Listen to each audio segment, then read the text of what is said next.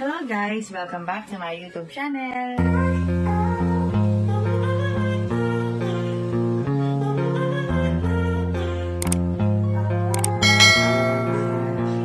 So what can you say lang sa buong PBL World Tour? Kasi ayun nga, aside from nalalapit natin yung games sa fans na di lagi nakakanood, nagkakaroon yung teams ng chance na matest yung mga bagong lineups, bagong players.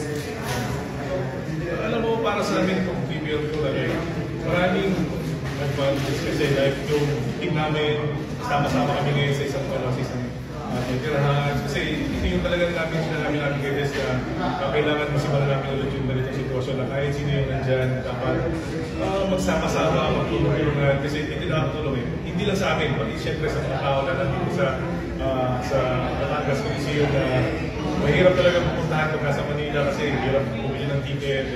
Yun nga, sa ito, sobrang thankful kami dun sa PBL na ginawa nila na mapalapit yung mga volleyball players sa mga dito. And mas maraming pang mga bata na na-inspire para maglaro ng volleyball. Last na lang for this, Lisa, what can you say lang dun sa pagtanggap sa inyo ng fans dito sa Batangas? Kasi ayun nga, ang dami pa rin nagpakita sa sumuporta sa inyo.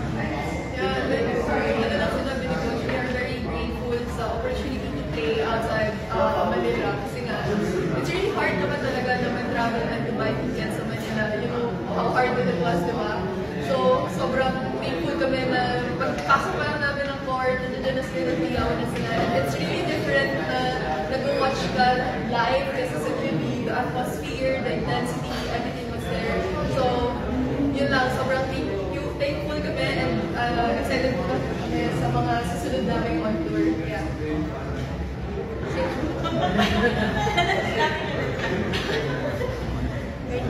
Thank you, Coach.